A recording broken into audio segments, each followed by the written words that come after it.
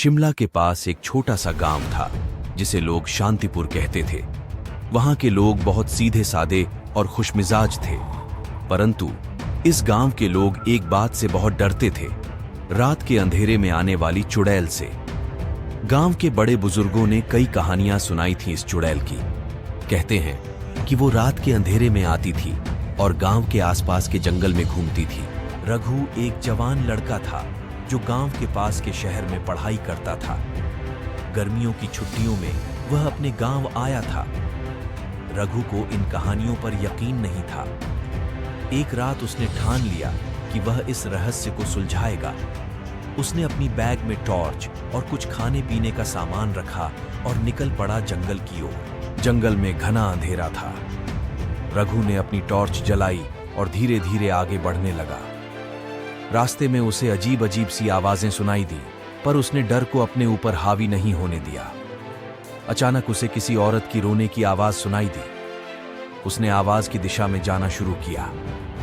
थोड़ी ही देर में उसने देखा कि एक औरत सफेद साड़ी में बिखरे बालों के साथ एक पेड़ के नीचे बैठी है और रो रही है। रघु ने हिम्मत जुटाई और उसके पास गया। आप कौन हैं? यहां इस वक्त क्या कर रही हैं? उसने पूछा। औरत ने अपना चेहरा उठाया और रघु की ओर देखा। उसकी आंखों में एक अजीब सी चमक थी। मैं यहां फंस गई हूं, उसने धीमी आवाज में कहा। मेरा नाम सुमन है।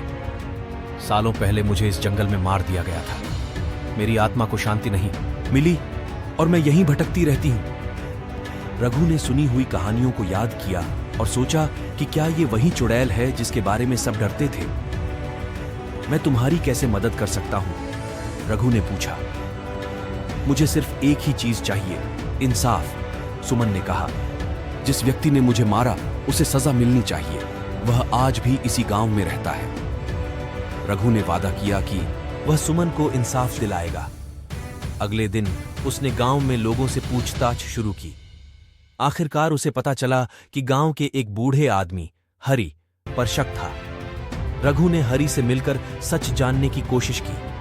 पहले तो हरि ने इनकार किया, पर जब रघु ने सुमन की आत्मा की बात कही तो हरि का चेहरा सफेद पड़ गया। उसने कबूल किया कि उसने ही सुमन को मार दिया था, क्योंकि उसने उसकी प्रॉपर्टी हड़पने की कोशिश की थी। रघु ने गांव के लोगों के सामने हरि की सच्चाई उजागर की।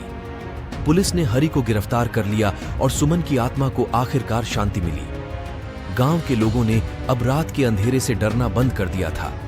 रघु की बहादुरी और सच्चाई ने गांव वालों के दिलों में उसकी इज्जत बढ़ा दी।